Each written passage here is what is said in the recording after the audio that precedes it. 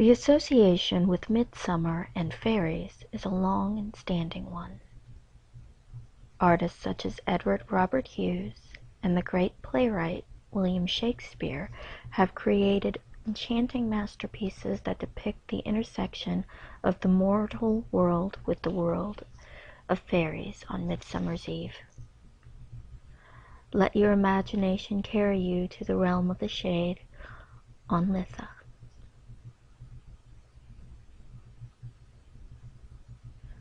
You are climbing up the gentle slope of a grassy green hill. The blades of tall grass are deep and green, dense and cool beneath your feet. With every step you feel the subtle give of the supple earth.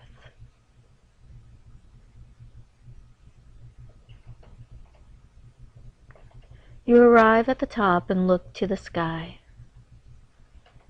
Twilight colors are just beginning to appear in the rainbow hues that stretch from horizon to horizon. In the western sky, a great red fireball of the sun emblazons the horizon line with its lingering radiance. It is the eve of the longest day.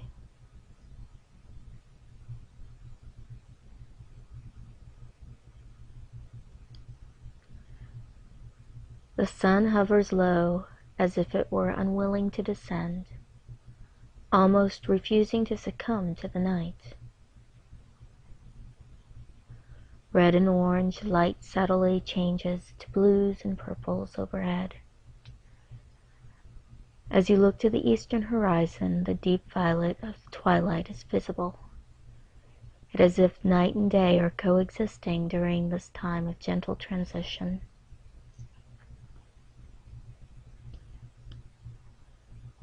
Around your neck you wear a sacred charm. It is a smooth stone with natural hole in it. It hangs from a cord and is cool to the touch. You finger it gently as you walk down the side of the hill to greet the trees growing along the meadow below. Fireflies flit about, illuminating the dusk with tiny yellow-green lanterns that appear and disappear. Daylilies begin to slowly close, and the winding moonflowers begin to open. This is a magical time of transition. Cicadas, tree frogs, and crickets provide a riotous soundtrack to the emerging night.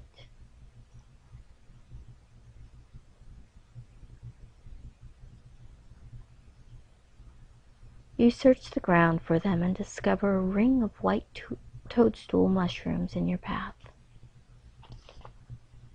The buzzing in your ears takes on a discernible rhythmic beat.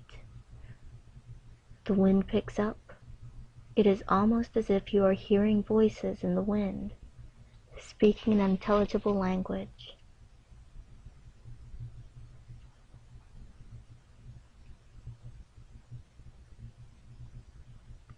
Your heartbeat quickens.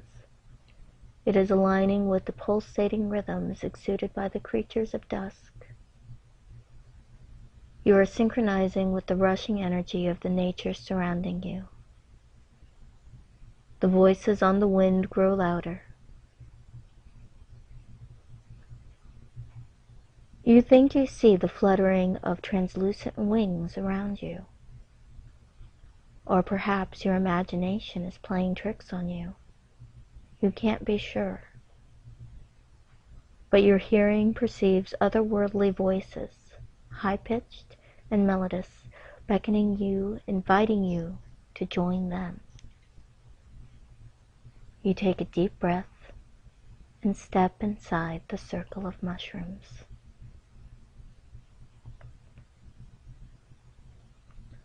Suddenly, your perception changes dramatically.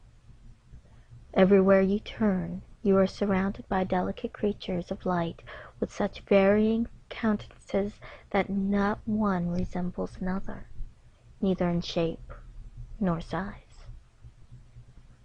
They are everywhere Every flower has a dancing companion. The birds have gleeful riders.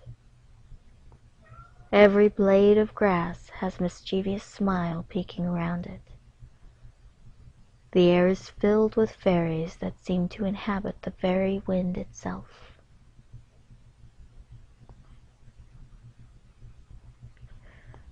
They whirl around you as if you were standing in the center of a tornado. The whispering voices are audible to you now.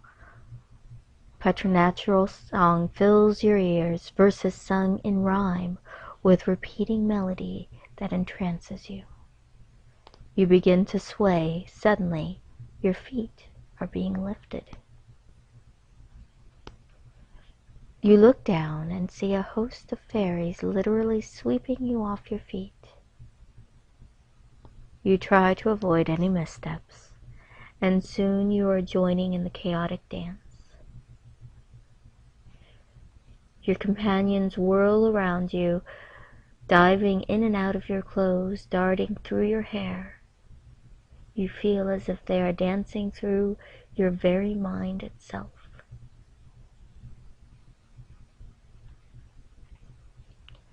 Everything begins to fall away except for the dance. Your heart pounds in your ears in perfect synchronization to the magical music that surrounds you. The intensity grows. The sun is long gone, or is it? You search the sky for something familiar, an anchor to reality. You see a brilliant light.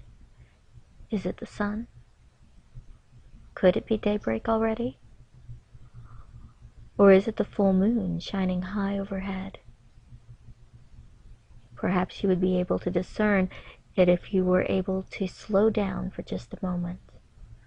But you are dancing with the shade, and there is no such thing as out of breath or need for rest.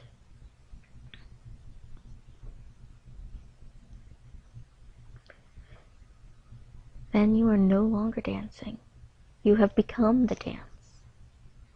You are movement. You are grace. You are the embodiment of creative spontaneity.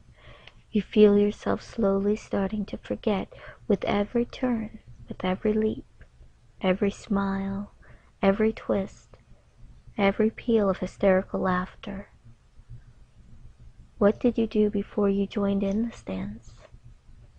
You can't remember. And this makes you laugh even harder. How long have you been dancing? You can't tell. Has it been all evening or all week?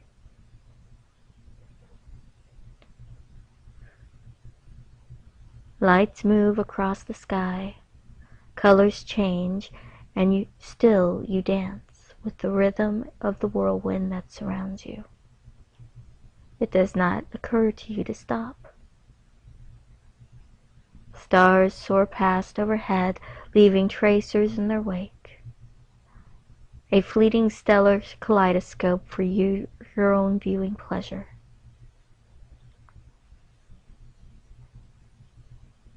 You search the sky for the pole star, but in the next moment the sky is lit again. You throw your arms up to the sun, splaying out your fingers, and rays of warmth shine down upon you like rain of light. You feel as though the light is pouring through you, fueling your manic dance. In the midst of the joyous frenzy are gossamer wings, elongated limbs, liquid eyes. As soon as you try to focus on one creature, they change shape and disappear. They will not meet your gaze, and it becomes clear to you that eye contact will not be possible. Even as you meld and unite with the fairies through the dance, you have a sense of being an outsider. You are among them, but you are not one of them. You feel curious eyes upon you, delicate hands against your skin, musical voices in your ears. You dance with abandon. You dance for every wish you have ever had, every great love, every deep hurt, every dream, desire, achievement, triumph, trial, all that you have endured, every step on the path that brought you to this moment. For this you dance.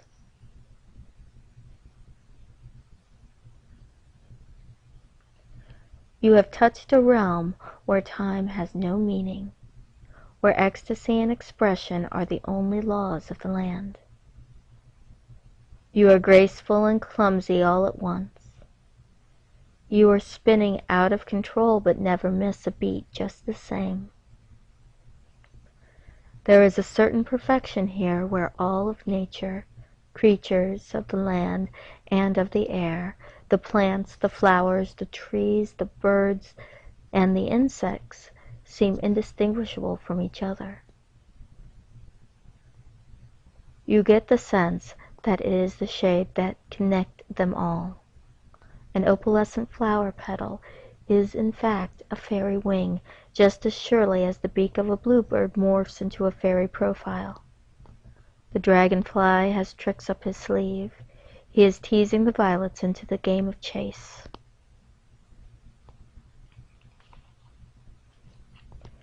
Everywhere you look, transmorphication is occurring to the extent that you are losing the ability to determine where one world ends and the other begins. All of your life you have heard stories about the veil in between the worlds. Now you feel as though you are tangled up in it, with one foot in one world and the other foot in the next. All it would take is one more step to pass through and leave the earth forever.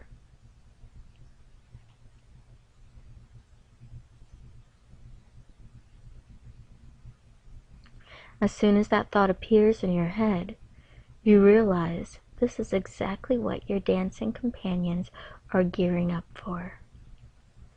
Everything seems to be levitating around you, and you are close to being swept along. Suddenly, you remember your life before the dance. You remember that you love it, that you desire to see the next sunrise, to feel the rain on your face. You are not ready to leave the earth, and this final fairy flight is not meant for you. There are more experiences in store for you on this side of the veil. Although you are entwined in a rush of exuberance and wonder, you know that somehow you must extract yourself from the fairy ring.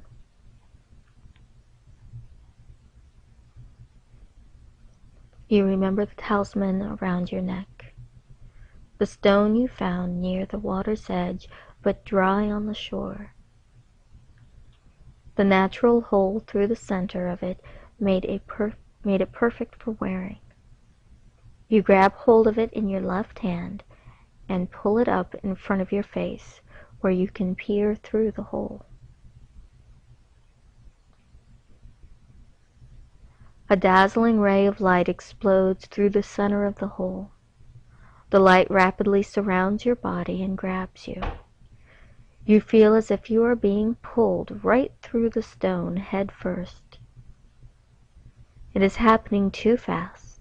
There is no time for goodbyes or pleasantries of any kind. You are flying head first into the unknown, and though you are being pulled through the eye of a flaming needle by the hand of the goddess. You land with a thud on the soft green grass, damp with either dew or sweat, you can't tell. You are alone, and it's just before sunset. You watch as the sun completes its descent below the horizon, a fiery ball of red, reluctant to give up its reign of light. Then it drops below the horizon, leaving you alone amidst the ring of white toadstools, breathless in the lingering light. How long were you gone? It seems as if absolutely no time has passed at all. How can this be, you wonder to yourself, half expecting to be transformed into an elder by now. Around you are the gentle and familiar sounds of the night. You feel certain that it will still be the shortest night of the year, and that the dance has finally ended in exactly the same place in time where it began, at least for you.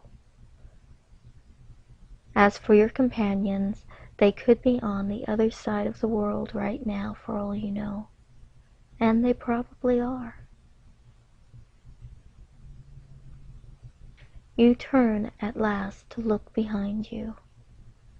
The gently sloping hill of the green that you climbed only minutes ago is now gone.